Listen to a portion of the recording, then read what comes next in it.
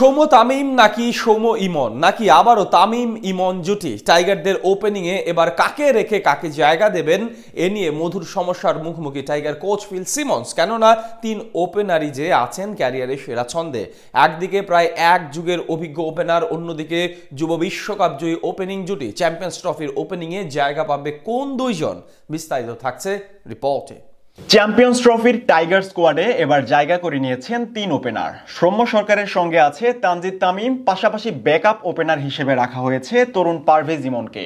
সাম্প্রতিক পারফরমেন্সে স্কোয়াডের তিন টাইগার ওপেনারে আছেন ক্যারিয়ারের সেরা ছন্দে। তাই দলের ওপেনিং পজিশনে কাকে রেখে কাকে জায়গা দিবেন এ নিয়ে কপালে চিন্তার ভাঁজ পড়েছে টাইগার কোচের। সৌম্য তামিম নাকি সৌম্য ইমন নাকি তামিম ইমন, কোন দুজনের জুটি দিয়ে ওপেনিং সামলাবে বাংলাদেশ এ নিয়ে জল্পনার শেষ নেই টাইগার ভক্তদের। এদিকে সাম্প্রতিক পারফরমেন্সে নিজের সামর্থ্যের সুলকলা প্রদর্শন করেছেন সৌম্য সরকার।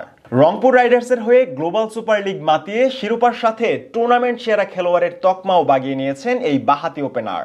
সবশেষ টাইগারদের ক্যারিবীয় সফরেও ব্যাট হাতে চমক দেখিয়েছিলেন সৌম্য। আন্তর্জাতিক ওডিআই ক্যারিয়ারে প্রায় 2200 রানের মাইলফলক স্পর্শ করা এই ব্যাটারের ব্যাট থেকে শেষ 10 ইনিংসে ম্যাচ প্রতি রান এসেছে 43 গড়ে। চোটের কারণে বিপিএল এ তেমন খেলার সুযোগ না পেলেও খুলনার বিপক্ষে খেলেছিলেন 74 রানের দুর্দান্ত ইনিংস। অন্যদিকে 2020 সালের যুব বিশ্বকাপ জয়ী তামিম ইমন জুটিও আছেন দারুণ ছন্দে। ব্যাট হাতে 11তম বিপিএল আসরের সর্বোচ্চ রান সংগ্রাহকের তালিকায় শীর্ষ 2-এ জায়গা করে নিয়েছেন তানজিদ তামিম। ঢাকার হয়ে 12 ইনিংস ব্যাট চালিয়ে ঝুলিতে নিয়েছেন 485 রান। 141.39 স্ট্রাইক রেটে ম্যাচ প্রতি গড় রানও 44-এর উপরে। একটি শতকের পাশাপাশি নামের সাথে যুক্ত হয়েছে 4টি অর্ধশতকের কৃতিত্ব। এমনকি আসরের সর্বাধিক 36 ছক্কার রেকর্ডটিও এই বাঁহাতি ওপেনারের দখলে। এছাড়া 338 রান সংগ্রহ করে তালিকায় নাম লিখিয়েছেন কিংসের ওপেনার পারভেজ ইমন। ফাইনালে বরিশালের বিপক্ষে খেলেছেন 78 রানের অপরাজিত ইনিংস। এর আগেও খান সাহেবের দলের বিপক্ষে 70 ঊর্ধ্ব ইনিংস খেলার কৃতিত্ব দেখিয়েছেন তরুণ এই ওপেনার।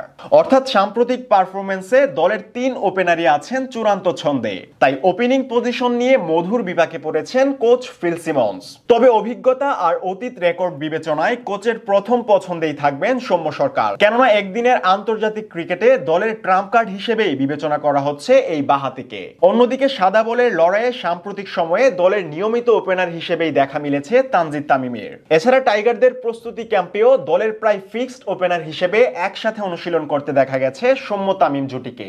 তাই পাকিস্তান ও আরব আমিরাতের কন্ডিশনে ওপেনিং এর আগ্রাসী ব্যাটিং দিয়ে শক্তপোক্ত সূচনা করতে দলের আস্থায় থাকতে পারেন এই দুই বাঁহাতি জুটি। অন্যদিকে একদিনের আন্তর্জাতিক ক্রিকেটে এখনো অভিষেক হয়নি পারভেজ ইমনের। তবে সাম্প্রতিক ছন্দ বিবেচনায় তরুণ এই ব্যাটারকে ওপেনিং এ দেখা গেলেও অবাক হবার কিছুই থাকছে না। কিন্তু সব দিক বিবেচনায় টাইগারদের ওপেনার হিসেবে আপাতত এগিয়েই থাকবেন সৌম্য তামিম জুটি। এদিকে ভারতের বিপক্ষে ম্যাচ দিয়েই চ্যাম্পিয়ন্স ট্রফির মূল যাত্রা শুরু করবে নাজমুল শান্তর দল। তাই সবকিছু ঠিকঠাক থাকলে 20 তারিখই অবসান হতে যাচ্ছে সকল জল্পনা কল্পনার।